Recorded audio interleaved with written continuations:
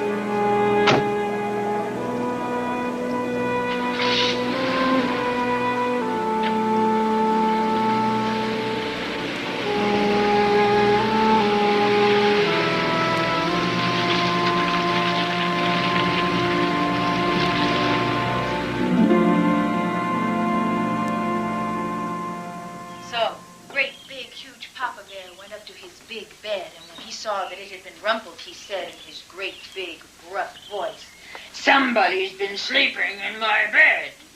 And when the mama bear got to her middle-sized bed and saw that her pillow had been rumpled, she said in her middle-sized voice, "Somebody's been sleeping in my bed." And when the wee, small little bear went to his small, wee little bed, he said in his tiny voice, "Somebody's been sleeping in my bed." And there she is!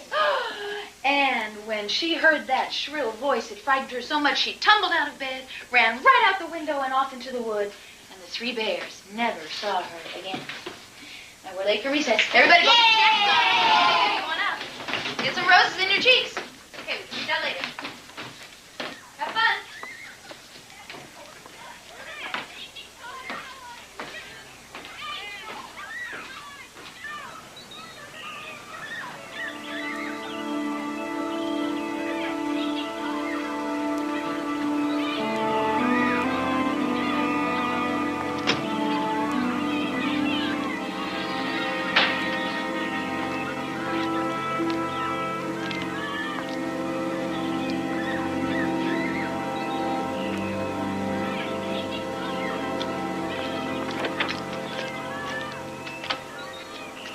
Maslin. He's a lawyer.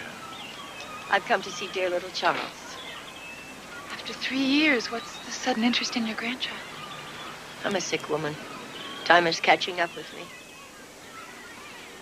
I don't want you to see him. After all, Mrs. Rayner, the court did award Dr. Rayner and his mother visitation rights. At my convenience. I'm just asking for a short visit. I think it's an unreasonable request after all this time. If we have to, we'll obtain a court order.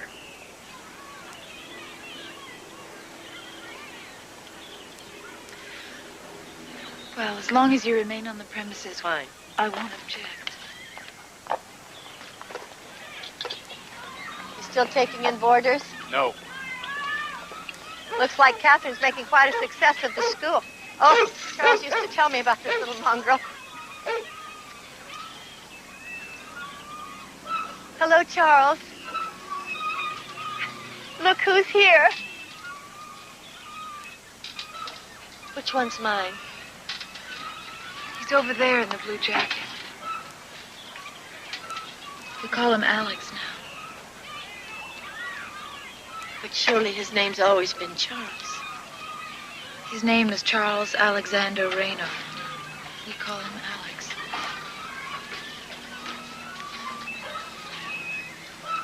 Alex, look what your grandma brought you.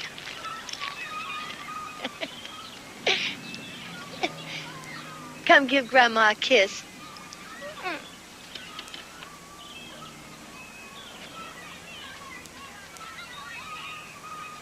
there a man in my grandson's life?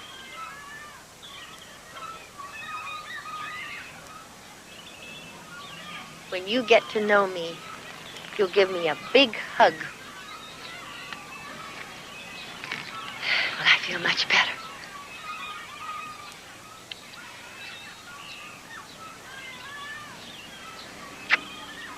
You'll have to excuse us now.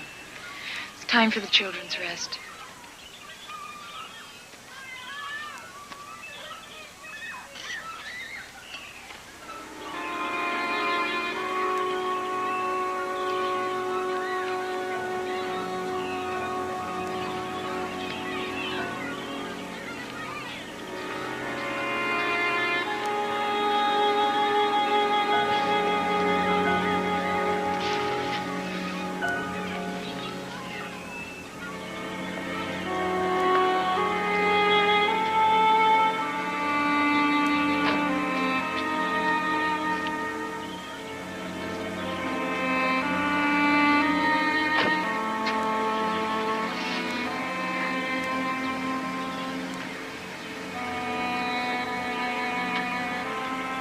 Why did she come here?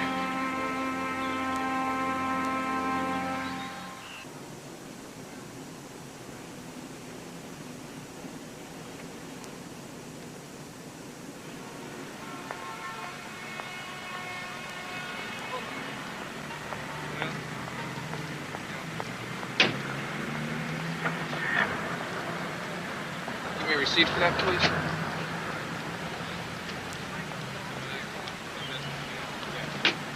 There you go.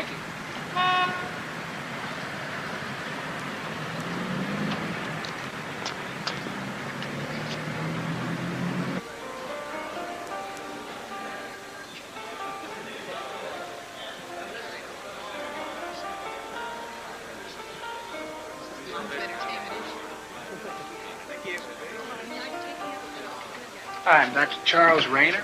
Yes, Dr. Rayner. If you would just sign in here, please. Welcome to the conference. Kurt? Thank you. I'll keep that. Just the bag. Your registration is right over there, sir. Thank you. Thank you. Hi, Dr. Charles Rayner. Hi, Dr. Rayner. Hi. That's for you. Thank you. And would you please sign our register?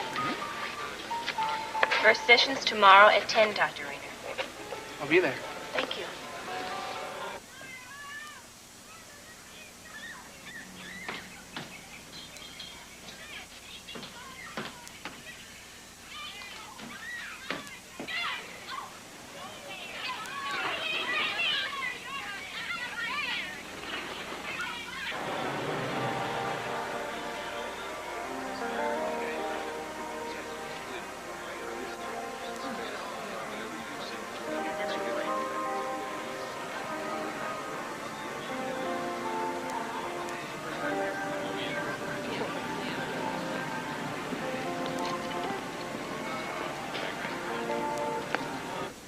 Arriving passenger Alexander Edwards. Please pick up a white courtesy phone.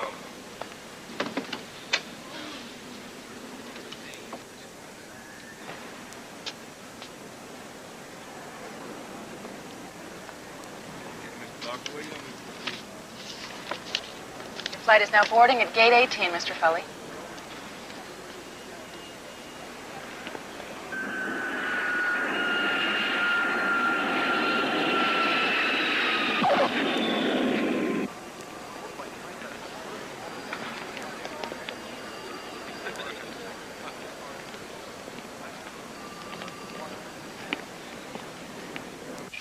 You ready to say goodnight?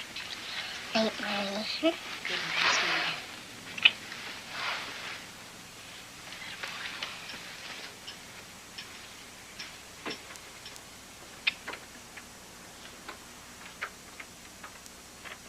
No, you lost my briefcase, and if you don't find it, my business here is over. Help us by just picking the bag which most closely looks like yours. And that's going to do a lot of good. A lot of good. It'll help us. We'll do the best we can. Thank you very much. Thank you.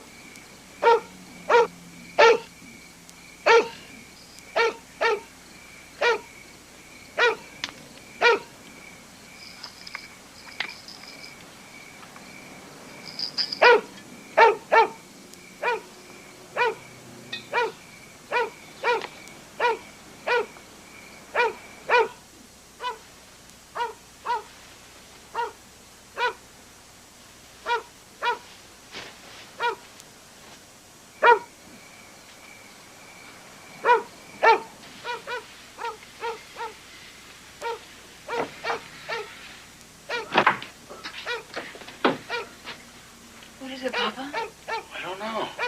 Could be the moon or a stray cat. Sometimes that gets him going. What's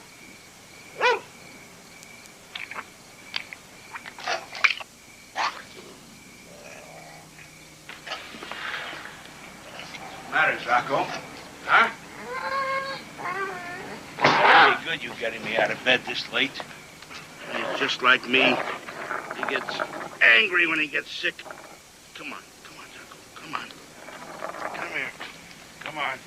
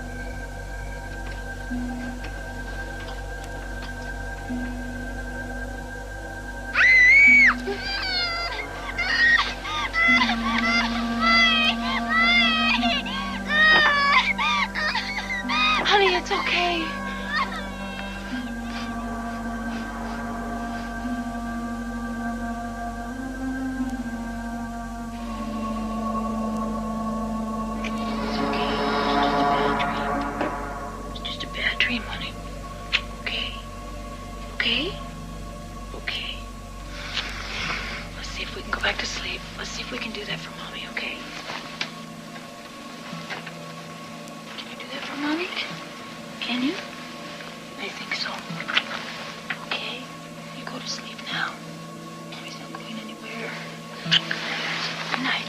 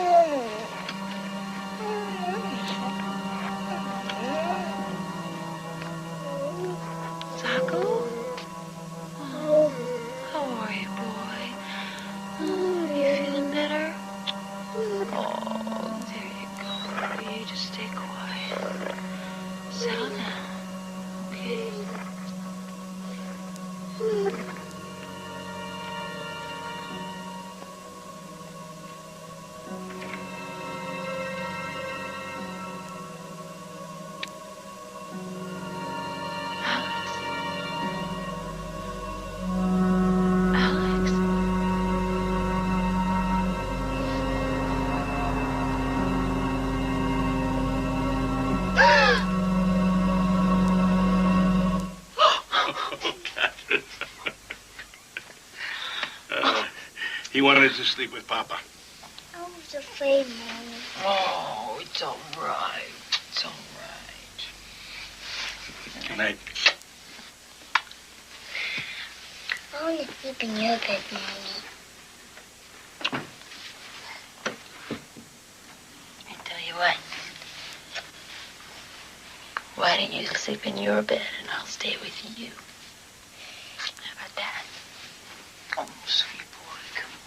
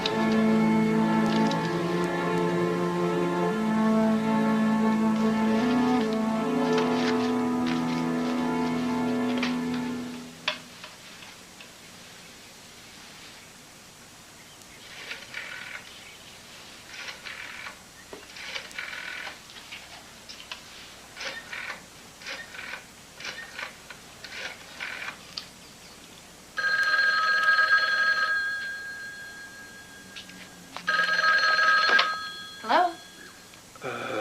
Like some information about your preschool. I'd be glad to help you. My name is Ed Court. Yes, Mr. Court? I'd like to know at age you take children. I have a 4-year-old. I'm sorry, I can't talk now. I was just leaving. Well, I'd like to see what you have to offer. I'm very near to you. Couldn't you just show me the school? No, I'm sorry. I have to go now. Tim! Mama! Mama! What happened? It's Charles. He called. He said he was near.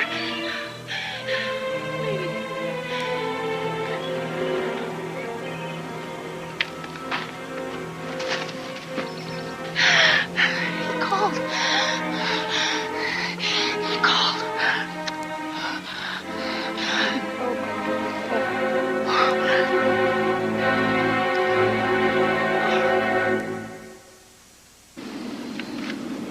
Your reservations for tomorrow. Yeah, I'd like to change that flight. I'd like the next available flight to Chicago, please. Attention all passengers. Flight 17 to Chicago O'Hare. Well, I can get you on our next flight, but you're going to have to hurry because it's leaving in 15 minutes. Good. Upgrading from a night flight to a day flight will also increase the cost of your ticket. I know that. All right, that will be an additional $17.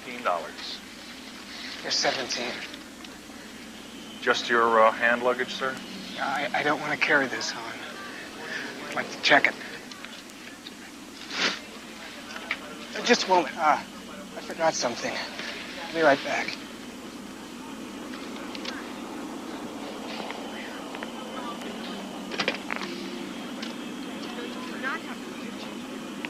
Yeah, there's a guy getting on flight 17 I'm worried about. And he's got a piece of hand luggage that's making me very nervous.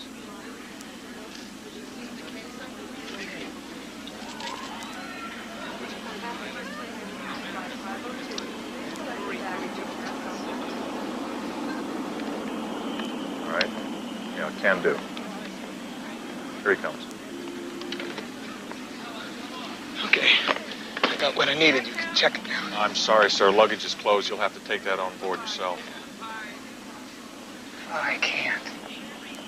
Mr. Foley, you're going to be late for your plane if you don't hurry. I don't want to carry it. I want to check it. Check it.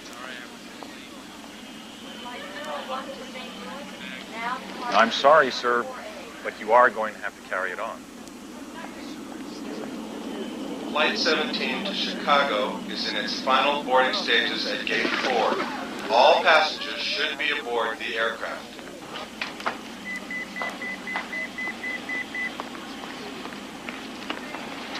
That man at the ticket counter said you checked this straight through.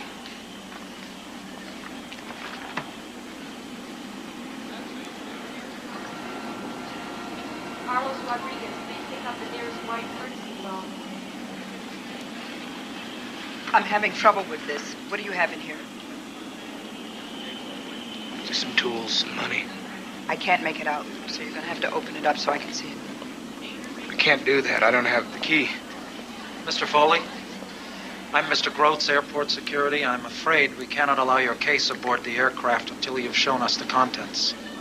Well, I just told her I don't have the key.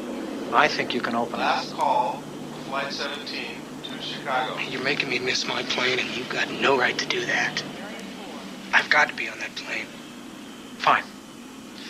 Then we'll open it with our own set of keys and inspect the contents, and we'll forward your bag on the next flight to Chicago. Yeah, will you do anything you want? We'll forward your bag. You haven't heard the last of this.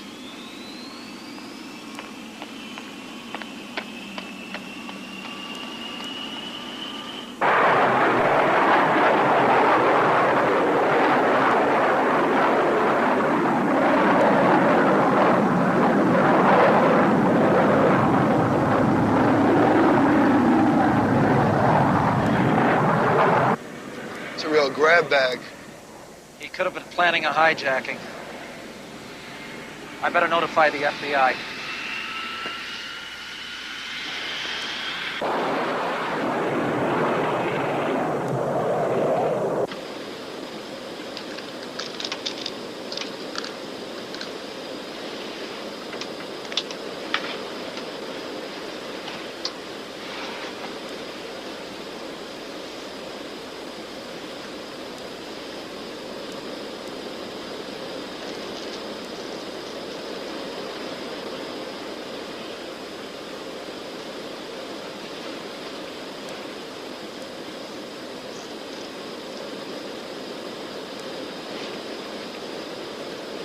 Your attention, please. Flight 40 to Los Angeles will be delayed for 30 minutes. Your attention. Flight 40 to Los Angeles will be delayed for 30 minutes.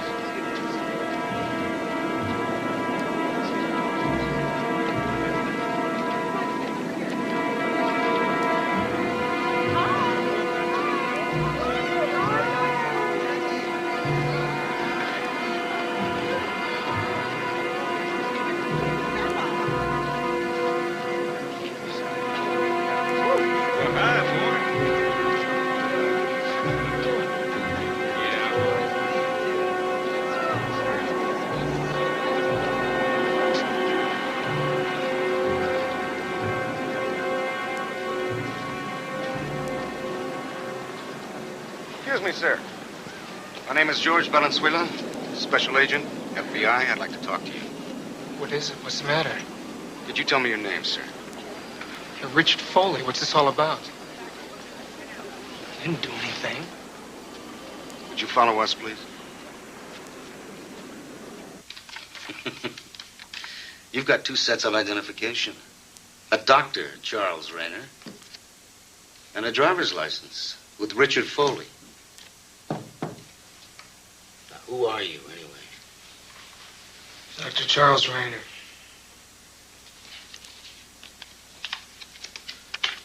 Are you sure about that?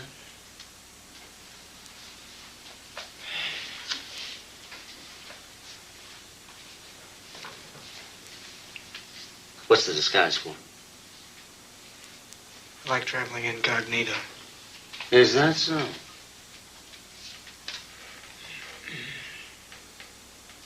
You mind if I take some of this clothing off? No, sure, go ahead.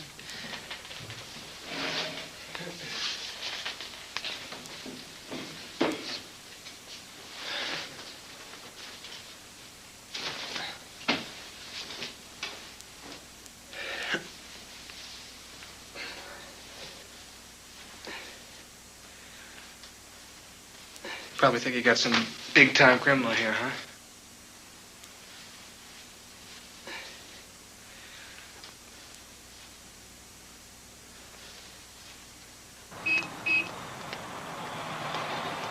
District Attorney's office, please hold.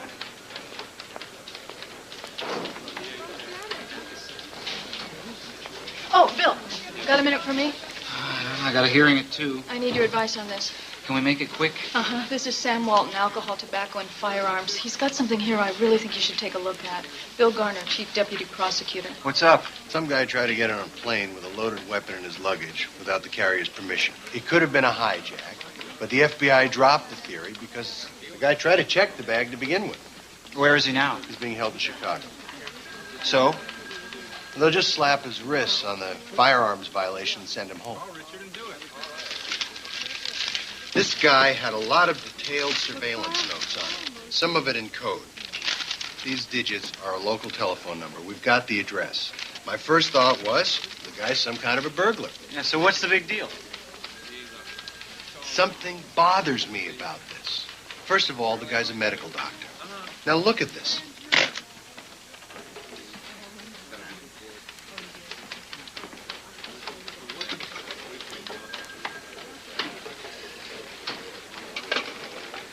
I mean, what in hell is a doctor doing with surveillance notes and all these burglar tools? That Bowie knife has been surgically sharpened on both sides. Nah, this guy's no burglar. He wants to hurt somebody. My God, it was him. I did see him. In the morning, across the street. I'd swear it was him. But he looked different. He looked heavier and with longer hair. He was wearing a cap pulled way down and a dark coat. But even the way he looked, I know it was Charles. Did anything else happen? The call. I got a call. It was later in the morning, though. The phone rang around 9 a.m., and it was Charles. I know it. I know it was him. I know it. I know his voice, even though he was trying to disguise it. And you say you haven't seen him in a long time? No. That's right. Well, why do you suppose he was here in that disguise? Well, when we were married, he was always doing things to frighten me. You think he might have come here to kill you? Oh, he better not try. No. No. Listen, do you mind if we look around just a little bit longer? Please do whatever you have to. Right, well, if we find anything else out, we'll let you know. Thanks very much. Thank you.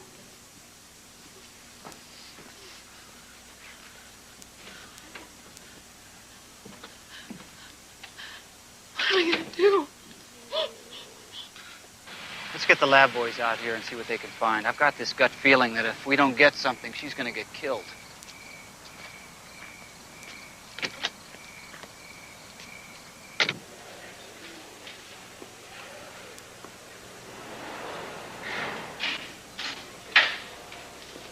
Doc, you're out. What'd I tell you? Thanks again for the advice, Doc. Well, you bet. You can pick up that ointment over the counter. You'll be rid of it in a week. I hope you straighten this all out. I will.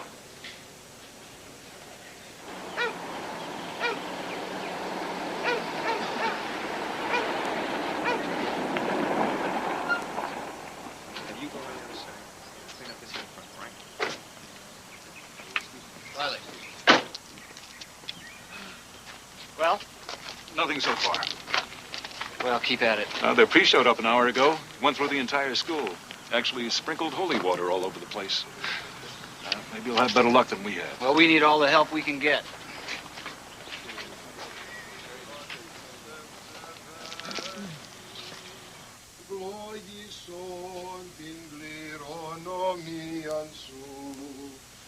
Nikos της ευσεβέσει κατά βαρβάρων δωρούμενος,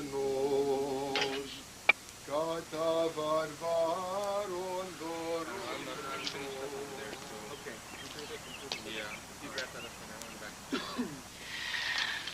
Μα μου βοηθήσει. Θα σε βοηθήσει.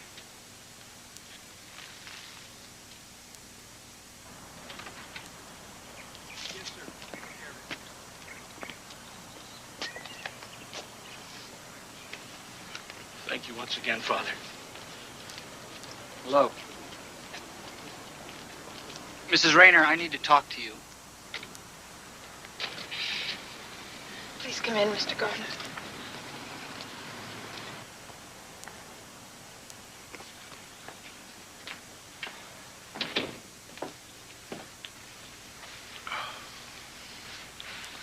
Can I get you some coffee? No, thanks very much. Well, if you need something, we'll be in the kitchen.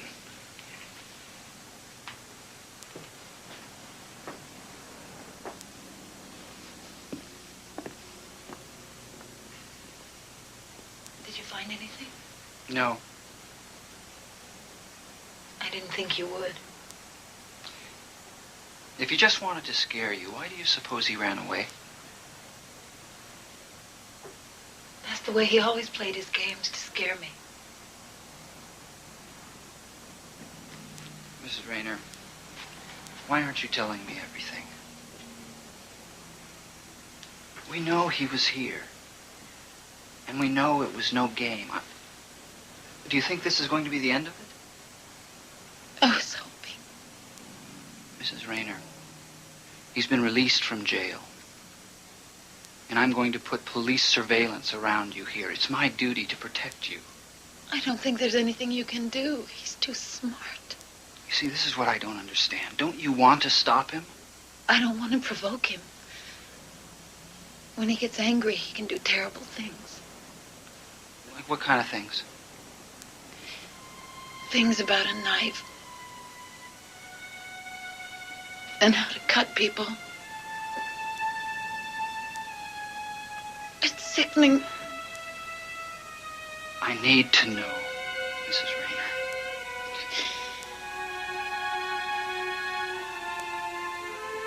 After he cut them, he would put safety pins in their eyes and take them to the swamp and kill them with explosives. Explosives?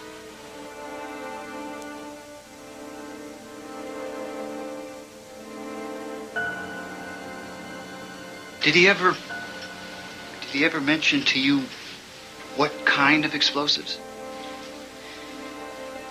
They had to be small ones so he could stand close enough to watch. He said he'd use firecrackers. I spent 3 years trying to forget my marriage. I can't dredge this up again. Goodbye, Mr. Gardner. I'm sorry. Please.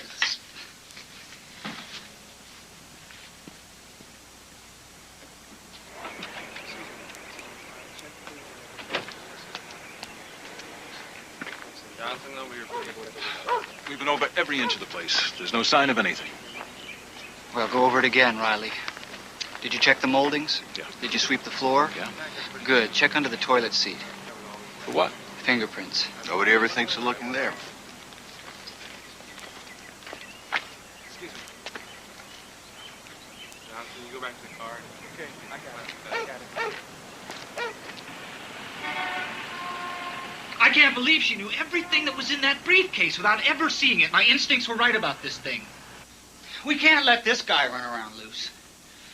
Barbara, see if you can find some precedent to indict Dr. Charles Rayner. Look for anything on attempted murder, overt acts. How far you got to go to commit a crime? Right. Look, I've asked the U.S. Attorney's Office to keep you on the case. Fine. We're going to need federal assistance. So go to Boston. It's cold there. Yeah, I know it's cold there, but I want to know everything about Charles Rayner from the time he got to Boston. Go back at least 3 years. Good. And see if you can find Richard Foley. He's back there someplace. You got it.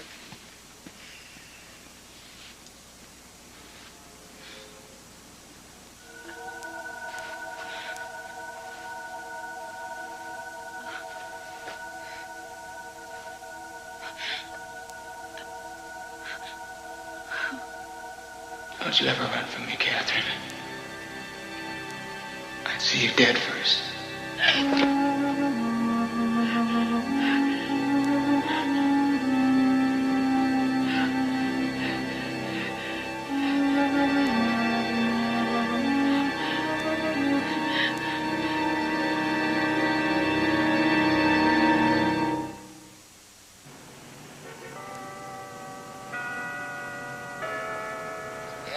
That's Richard Foley, all right. Can you tell me how you met him? It was over a year ago. Wants to know if I got a room to rent. Strange fella. Got a real funny look. Then he says, would I be willing to let him get his mail at my place? Say, pay $5 a month. He gave me some money to start. The only mail he ever got was a Social Security card and their driver's license. Thank you, Mr. Gellis. We may need your testimony at a later date.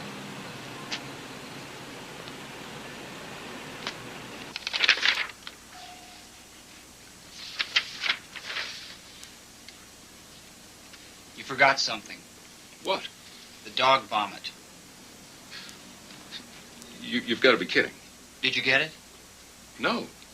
We'll go out and dig up at least 3 inches of soil. Come on, nobody's this perfect. There's got to be something that ties him to that house.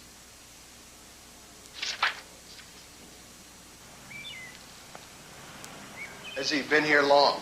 Most of his adult life. He was in our adolescent unit before that.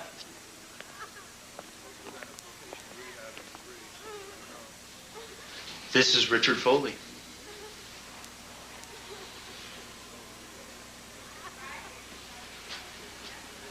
Could he have been treated by Dr. Charles Rayner? Doctors from County Hospital often treat our patients as part of their service. Mrs. Rayner, let's stop kidding ourselves, okay? Your ex-husband went through an elaborate scheme to establish a new identity. He took the name of a Boston mental patient named Richard Foley.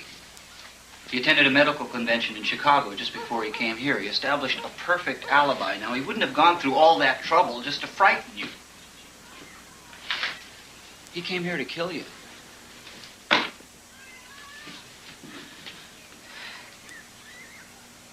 What do you want from me? You've made it abundantly clear how painful it is for you to recall the past. But please, I need the whole story of your marriage. I need any details you can give that will help me prosecute Charles Rayner.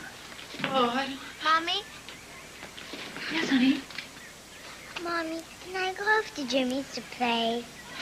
Yes, you can. But go find Grandma first, okay? Okay, have fun. Don't forget your jacket.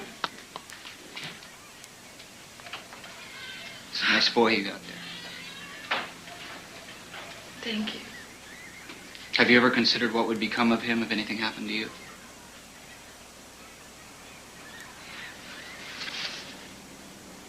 This is my private number.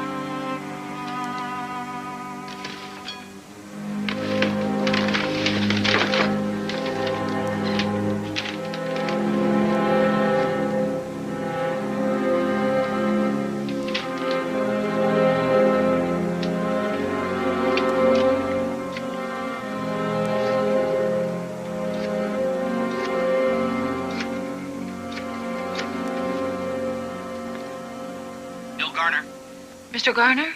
Yes. Catherine Rayner. I have something for you.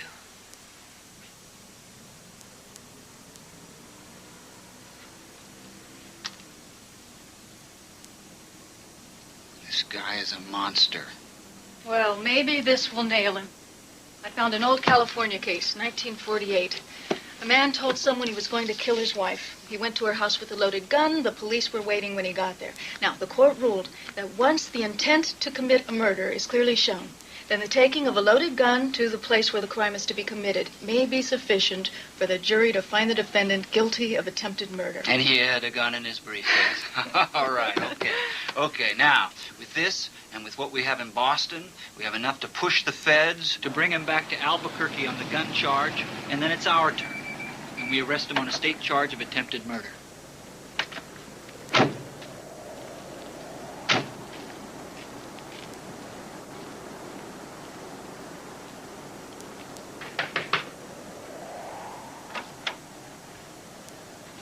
Morning, ma'am. I'm from the Bureau of Alcohol, Tobacco, and Firearms. I'm looking for Dr. Charles Rayner. Better come in before you freeze. Thank you.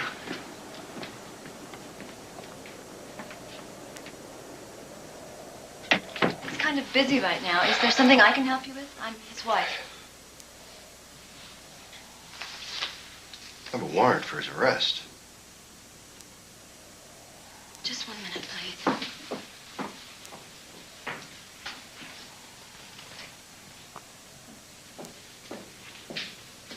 Charles.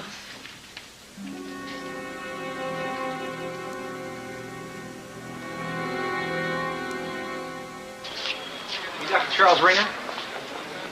Yes, I am. Investigator George Taylor from the Office of Special Prosecutor William Garner. I have a warrant for your arrest for attempted murder. I'm Dr. Rayner's attorney, Edward Reichman. I've advised my client not to answer any questions. Please do not ask him any. I have no questions for the doctor.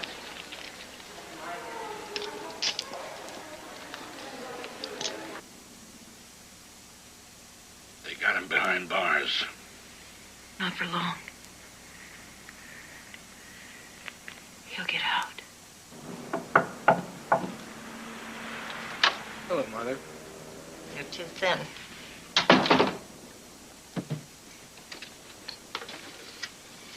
You're not taking care of yourself. You can't let her ruin your health. Should have just hired a local attorney. Somebody who knows how to handle the folks here.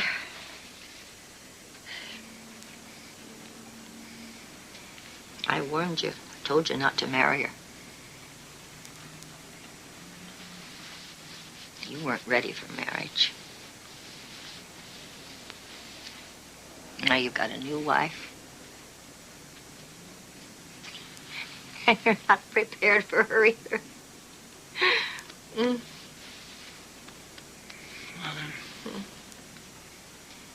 I'll do whatever I have to do.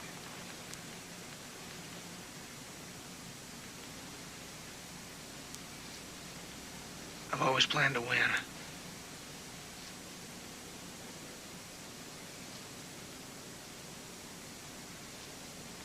I'd like to have a nice little office like this. Get down to some real old-fashioned legal work. Try attempted murder. We don't have to get into that yet. I think Rayner is in dire need of psychiatric care. Bill, you're not going to push me into an insanity plea. He's a prominent doctor, respected member of the community. The man's innocent. Okay, let's cut the bull, Counselor, shall we? And get down to it. You're here because you want to see who your opponent is. And I'm talking to you for the same reason. And if we're worth a damn, we both check each other out.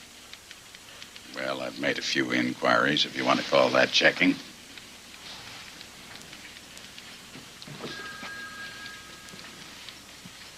I think your guy is an animal. Dangerous as hell, so there's not going to be any plea agreement. You and I are going to court. Without establishing the presence of some implement of the intended crime, you are frankly wasting our very expensive time. You know what he had in that briefcase? Oh, I know what he had in that briefcase. But he never had the briefcase with him when he was capable of using the contents against Catherine Rayner. What do you mean he never had it? When he got to Albuquerque, apparently it was lost and he didn't get it back until the following morning. A few minutes, as I understand it, just before he boarded his flight. Check it out for yourself. Bill, if I were you, I'd rethink your case. Dismiss it before it goes any further. You don't want to go to court on this. See you later. All right. Reichman? Me?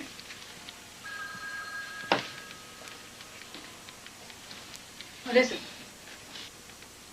Well, Reichman claims that Rayner never had the briefcase with him in Albuquerque.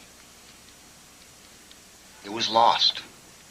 If that's true, we have no case. I'll bet everything I own that he had it with him that night. Okay. How are we going to find out? You're completely relaxed. When this is over, I'll count to 3 and snap my fingers. And you'll be completely alert. She's under. Now talk slowly and stick to the briefcase. Nothing about the marriage. Repression is their safety mechanism. Go ahead. Catherine, open your eyes. Now, on the wall, there is a screen. And on that screen, you see everything that happened on the morning of December 6th. Now, what do you see in the street? Man. You see a man. Yes. Where do you see this man? He's across the street. And what is he doing? He's looking at the house. What kind of clothing does he have on? He's wearing a sort of a... He's wearing a black coat. And a thing on his head. Dark. Just see dark on his head. Look real close now. Magnify the picture. Now, what's he got on his head?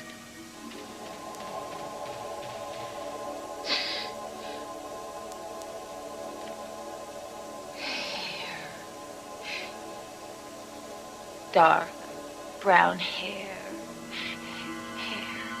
Okay, that's very good, Catherine. Now, I want you to change the focus, just like if you had a camera.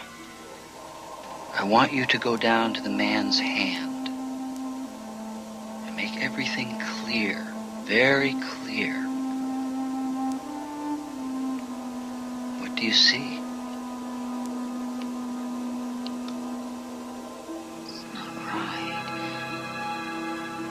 Something's not right.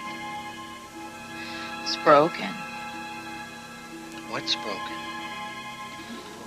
The handle is not sticking up right. The handle of what? Of that the handle of that briefcase.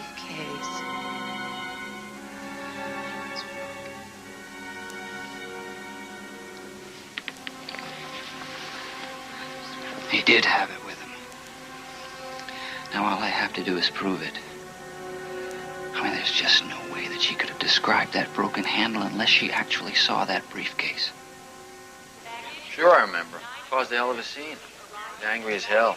I helped him fill out a claim for him. You mean this? Yeah, that's it. I remember that guy all right. He had on a wig and a fake mustache. Looks like he had 2 pair of clothes on, too. I remember him getting mad as hell. We're very interested in how that case was found.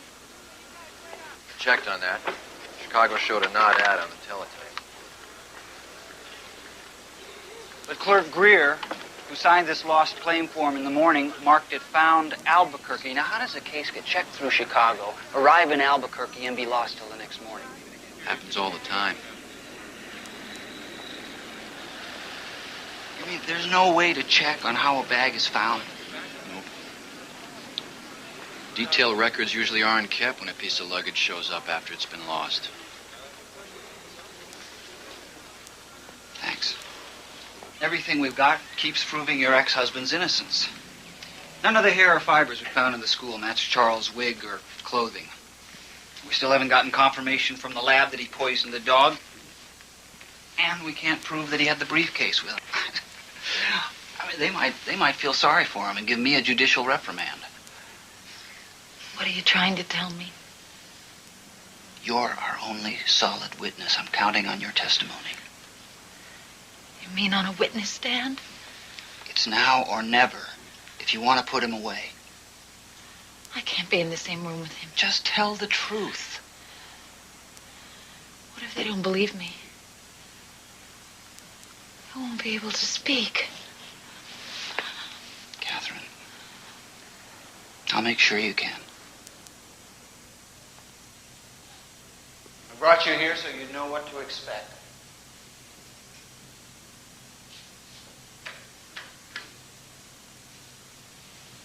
This is it. Have you ever been inside a courtroom before? Oh, I went with a friend for a speeding ticket. Well, this is going to be completely different. This whole room is going to be packed. And everybody is going to be here for one case. The state of New Mexico versus Charles Rayner.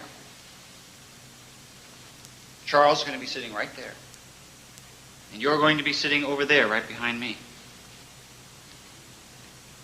God, he's right close to me.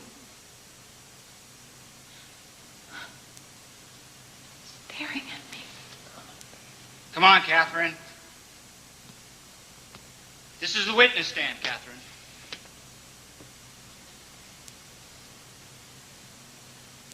Now, when he's on the stand, he's going to be looking right at you, staring right through you, just like you said he would. And when you're on the stand, he's going to be doing the same thing, figuring you're not going to be able to take it. Don't break his stare. What if I can't? You can, and you will. Your eyes are going to meet his, and you're not going to look away. You're going to look right at him and show him that you're not afraid. The jury will watch you, and they'll watch Charles. Well, you'll fool them. He can fool everybody. He's been doing that for years. But you'll convince everybody. Just learn to read my face, Catherine. Just look at me, and you'll see how you're doing. Feel my confidence, my energy. This is your chance.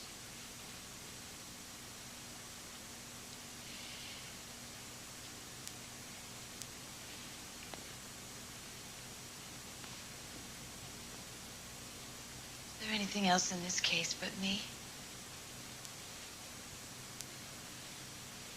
Are you relying only on me? No. We have something else now.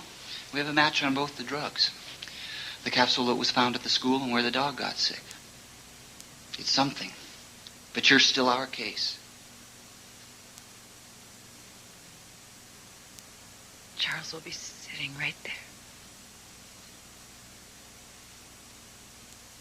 And you're going to stand up to him. And put him where he belongs.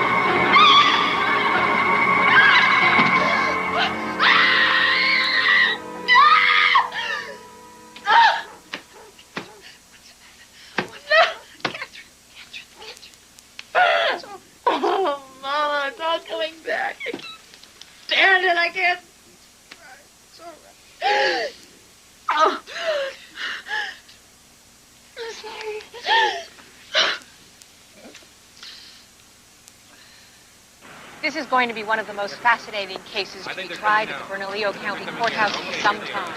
Renowned attorney Edward Reichman is representing the defendant, Dr. Charles Rayner. They're expected to arrive at any moment. Yes. Mr. Reichman, excuse me. Mr. Reichman, get a question, please. Dr. Rayner, will you be taking the stand? No questions. Dr. Rayner, have you tried to contact your wife personally? Mrs. Rayner, any thoughts? Mr. Reichman, do you know how long this trial will last?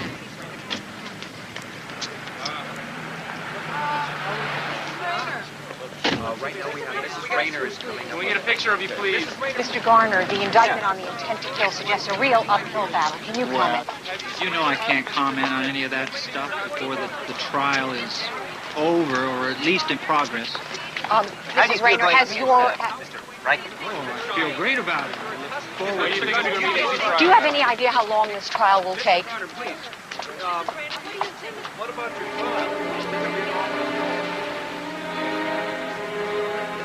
Good morning, Catherine. Come on. Get a hold of yourself. Okay? I'm okay. Miss Rayner, one more question, please. One more question, please. What do you feel about Charles having his new wife here, please? Charlotte, I don't want you in that courtroom. He wants me there. No, I don't care what he wants. If you want your son to be a free man, you'll listen to me. You will create the wrong image. I'm his mother. Isn't that important? Not in there. We want him to appear confident and independent. He's not a child.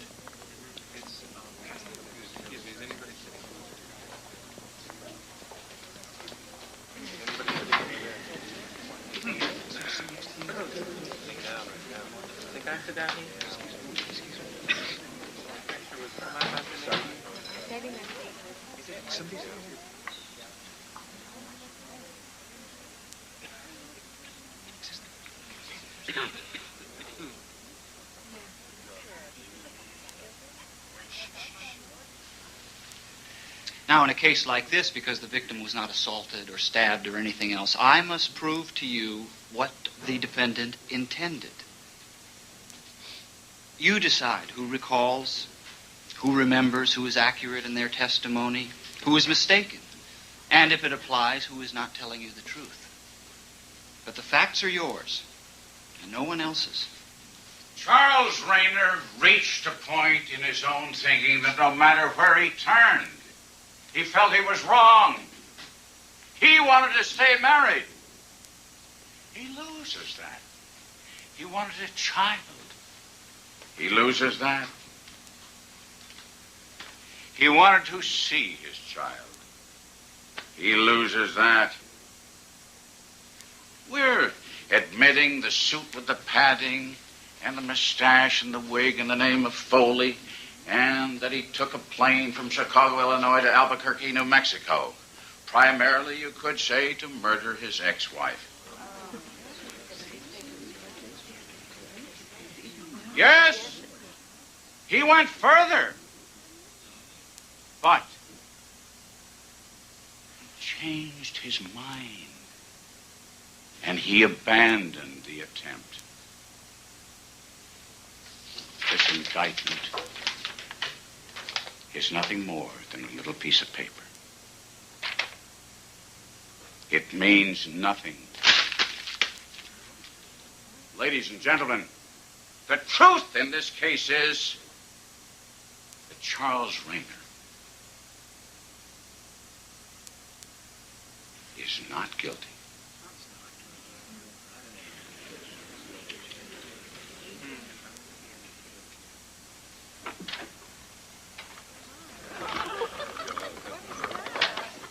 I take it that is not, in fact, your first witness. No, Your Honor. That, with your permission, is State's Exhibit number 1. You may call your first witness. State calls Peter Voss. Will you state your name, please? Peter Voss. And how are you employed? I'm a ticket agent for American Airlines. I refer you to State's Exhibit number 1. Do you recognize the disguise that Charles Rayner wore? Your Honor, this testimony is unnecessary. We will stipulate to all of this. We don't deny any of this. He's conceding everything? It's okay. I know what he's doing. And did you call the dog then, Mr. Libanos? I say, what's the matter, Zacco? You don't feel good today. And I see that I forgot to put water in his bucket. On the way, I saw the vomit on the ground, and I said to myself, that's the reason that the dog was sick. Are you sure you saw that day, the 6th? Yes, sir. And did you look around? I saw footsteps, and I think it must be tennis shoes because it's got marks. And where were those footprints? Right in front of my carport. Okay. That's all the questions I have. You may cross-examine. Well, thank you. I have no questions, Your Honor. You may be excused, Mr. Libanos. Oh. Thank you. You're free to leave.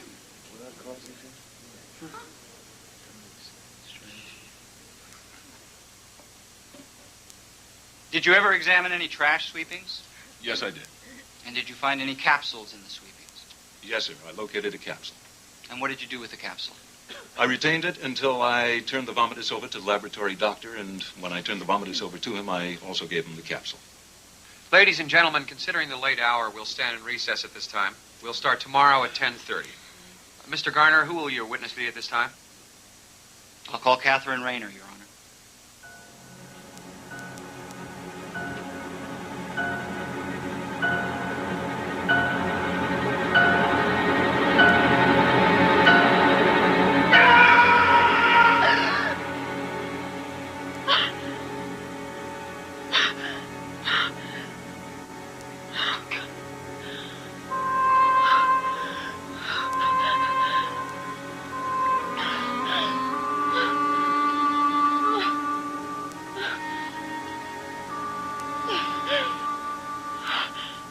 Mr. Garner, you may call your first witness.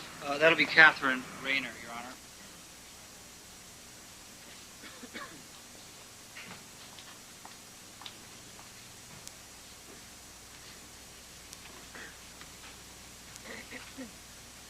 Tell us your name, please. Catherine Rayner. Mrs. Rayner, you're going to have to keep your voice up. I'm sorry, Your Honor.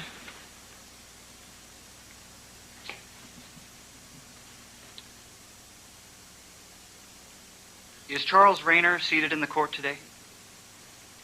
Yes. Would you point him out for the jury, please?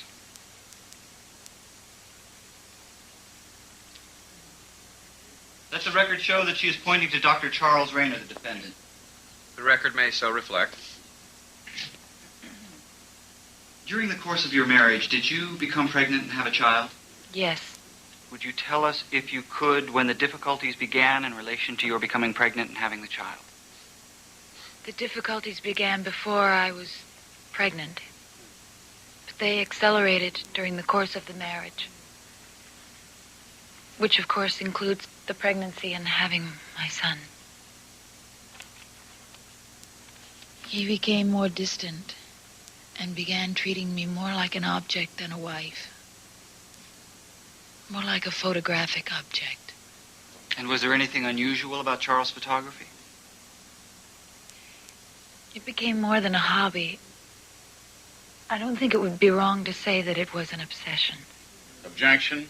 Witness is not an expert. Sustained. Did he ever take pictures of you? Yes.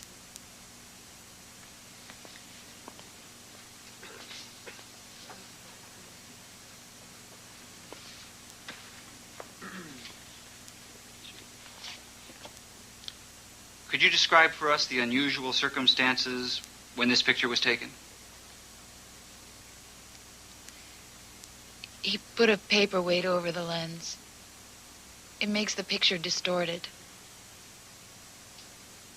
He wanted me to open my mouth, and I wouldn't do it.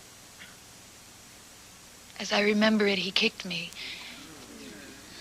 because he had the camera in his hands. It hurt me.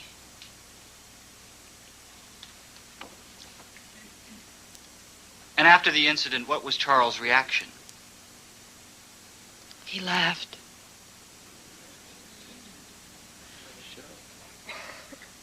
He always felt that whatever he did to me, no one would believe me because he was a doctor. Catherine, would you describe what weapons he discussed that he would use to torture someone? Yes, there was a knife that my husband had before our marriage.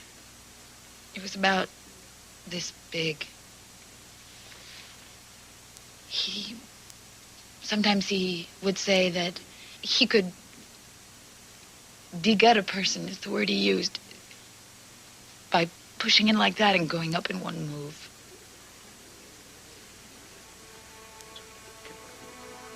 And there were safety pins and firecrackers and rope. So many other terrible things.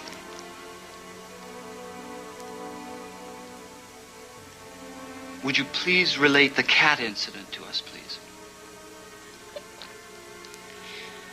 We had a new kitten. It scratched Charles on the face and it ran away. Charles got angry because the cat hid when he called it. He moved the bed and grabbed the cat and threw it against the wall. That cat never walked right after that. Afterwards, he said to me, "I can't stand it when anything runs from me. Don't you ever run from me. I'd see you dead first."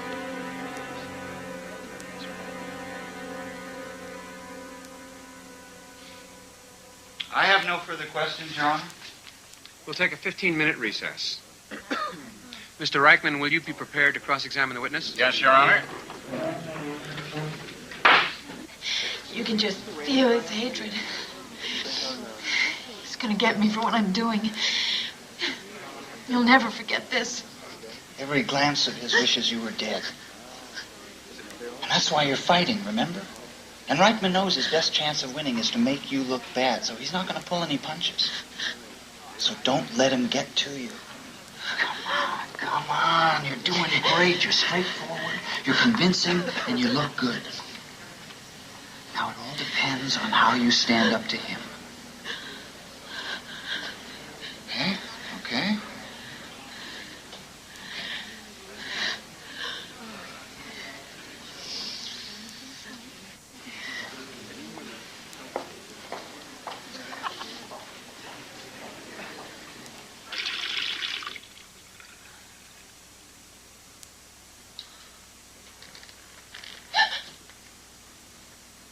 You're in for a rude awakening.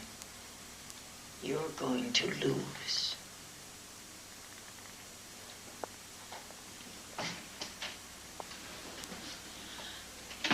Mrs. Rayner, when you told your husband that you were going to Albuquerque only for the purpose of seeing your ailing father, you were lying, weren't you? Objection. Sustained.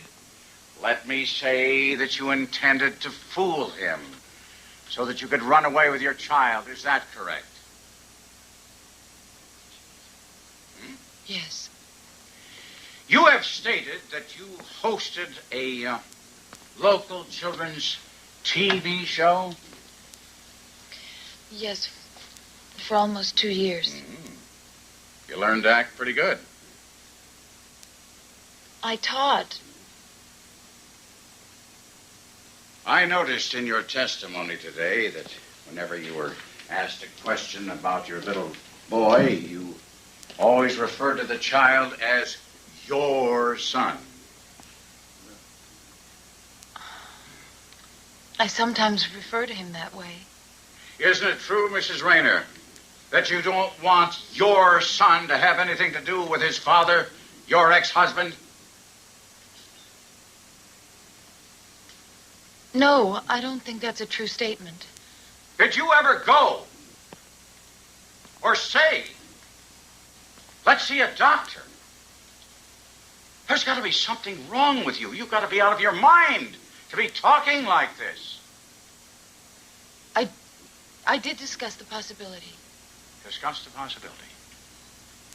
Here you are, married to a screwball who cripples cats, takes bizarre photographs, suggests torture. My God, Mrs. Rayner, at your age, with your education, wouldn't a rational person packed up after he went off to work and scooted out of the house? Mr. Reichman, I think I am a rational person. Uh-huh. But I think I need to explain some of the other things that made me feel this way. I was very subjugated, and I kept under my husband's, I don't want to say domineering personality, that's not the right word. But he had like a psychological hold on me, and he worked on this too. I was very afraid of him.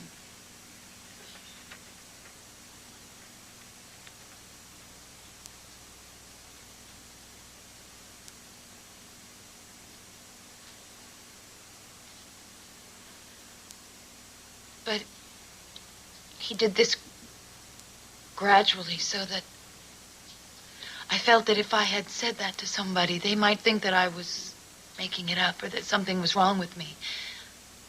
Because he's a doctor, right? And he's practicing, so who's going to believe me if I didn't have any proof? When you say that he had a psychological hold over you, what did he do? Did he hypnotize you or something?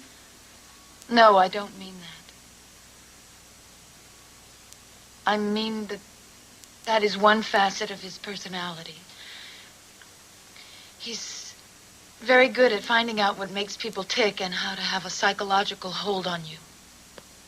Very good at it. Mrs. Rayner, if all this is true as you say, tell us what difference it could have made to you, whether somebody else believed you or not, when it came to protecting your life or your child's life.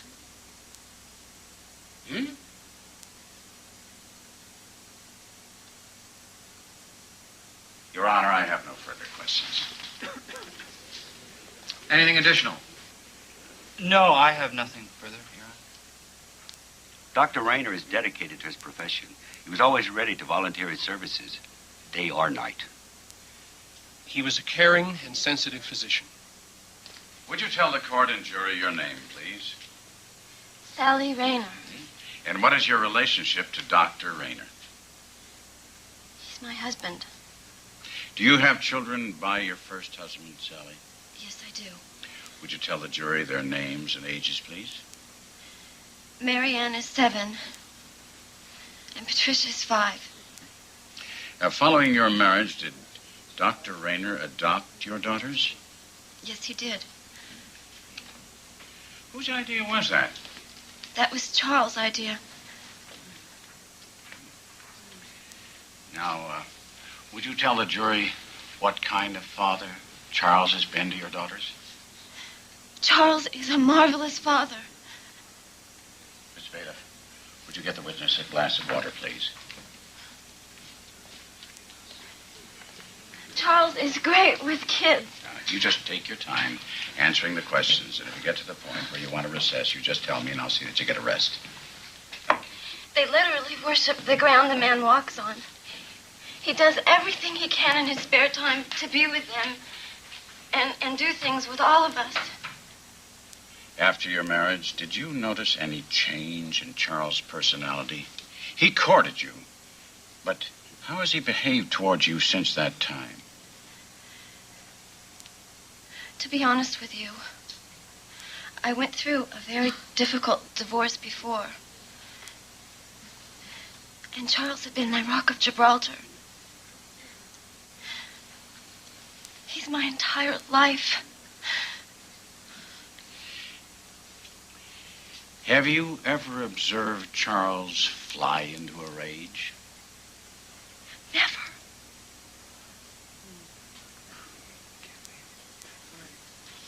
Have you ever felt terrified of him? No. Have you ever had him approach you and try to discuss inappropriate things, such as torturing people? No.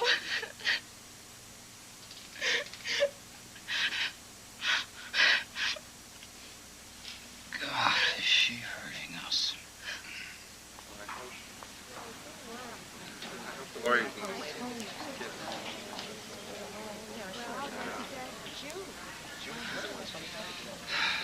God almighty, little Sally really scored in there. She makes it seem like I'm lying, like I'm crazy. Don't worry. It doesn't mean the jury didn't believe you. Charles testifies next. What if they believe him? But you left Chicago fully intending to do away with your wife. Is that right? Yes. Can you tell the jury why you determined at that time to kill your wife, your ex-wife?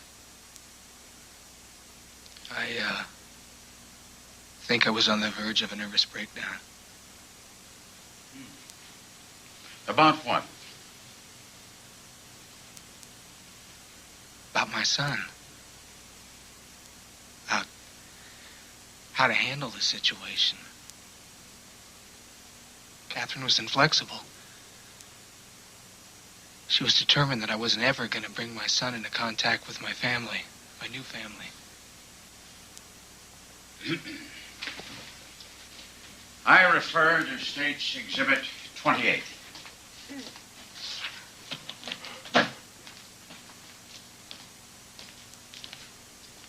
What is this?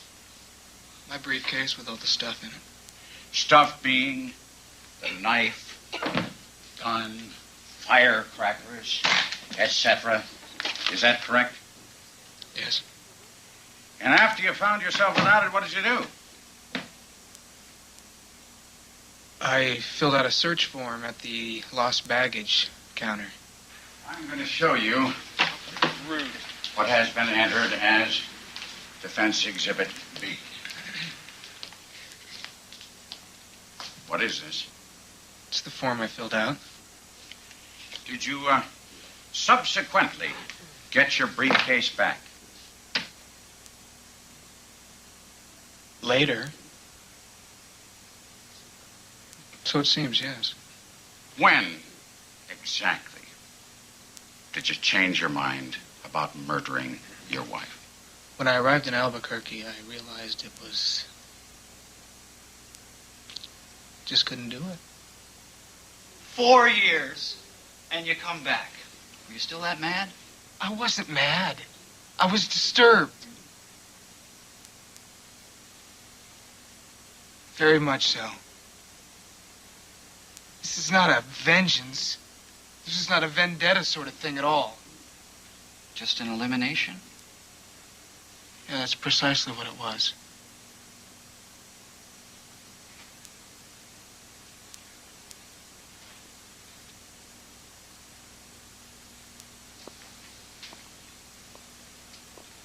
You were just going to eliminate her. Yes. Okay. Let's talk about the briefcase. Now, what would prevent you from getting in, getting off the airplane, going to the baggage department, picking up your case, putting it someplace, and then saying, I lost it? Well, the point in that would be that they would find it at the airport when I forced them to look all over for it. I made them look everywhere.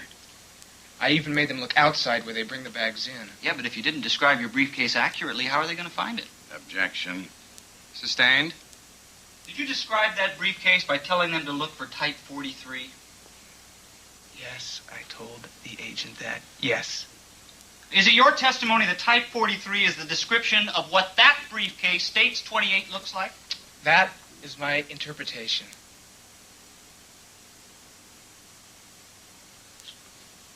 Well, there are probably, and you'd agree with me on this, 30 places that you could put a briefcase and claim it was lost in that airport alone.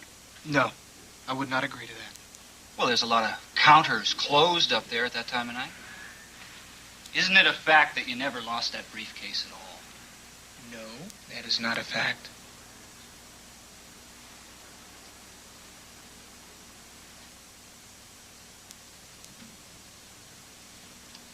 I have no more questions for the defendant. Your Honor, at this time, the defense rests. Due to the late hour, we will not proceed with final argument until 10 a.m. tomorrow. The admonition previously given to the jury remains in effect.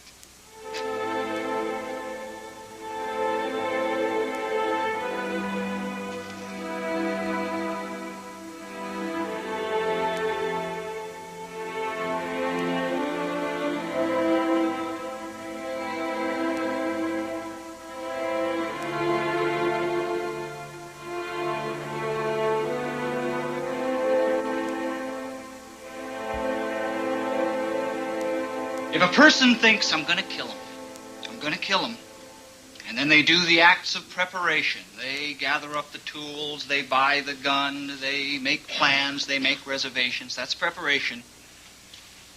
He can stop, and he should be allowed to. That's what we would hope for in our society. All of us reach that point at some time where we think of something, and then we think, well, this is ridiculous. This is asinine. If a person stops before he starts to act it out, no crime has been committed. But if he is forced to stop, then that is no excuse. The law does not reward the unsuccessful criminal. Now just consider, if you would, please. What would have happened if that little dog hadn't barked and woken that family up?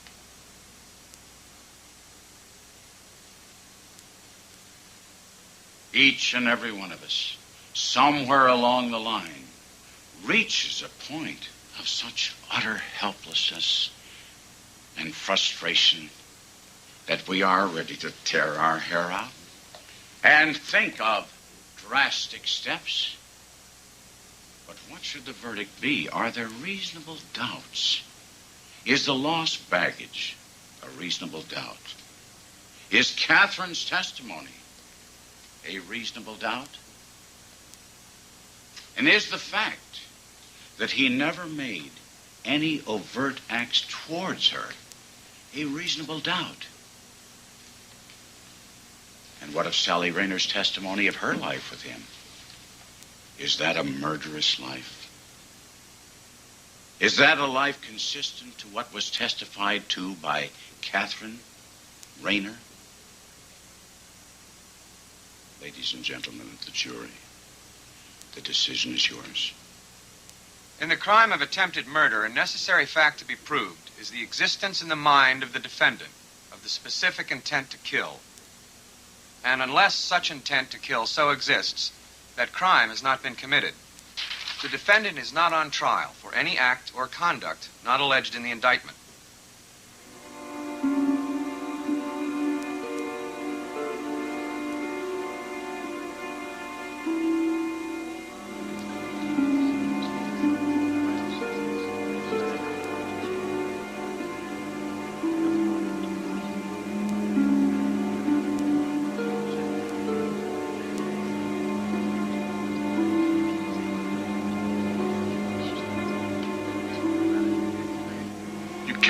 From me because you were afraid to face me.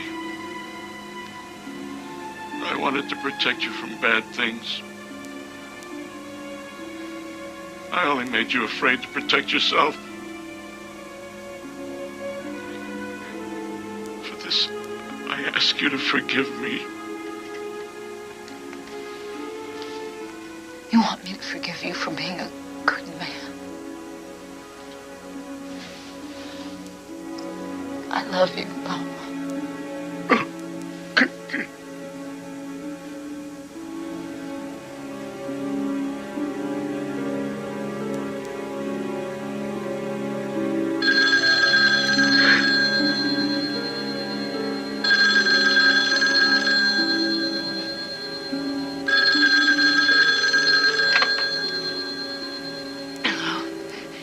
Catherine, the jury's come in. They've reached a verdict.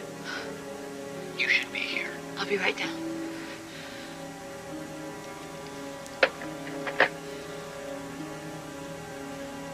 They've reached a verdict.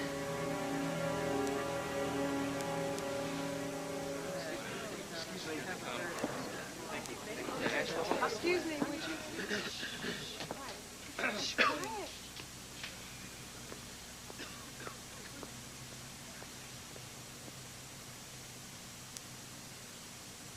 Mr. Jameson, you are the foreman of the jury? I am, sir. Has the jury arrived at a verdict? Yes, it has. Would you hand that verdict to the bailiff, please?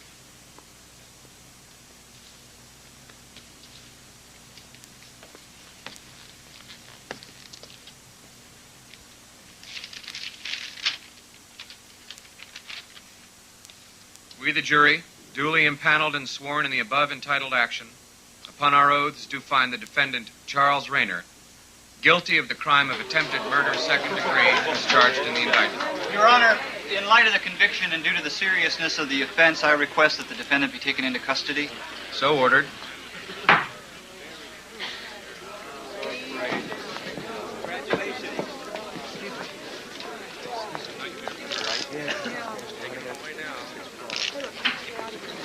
Guilty. Can I have a question? Dr. Rayner, do you have any comments? Could you at least tell us, there's any appeal? And you, Mrs. Rayner. Why did you ever marry him? You ruined his life!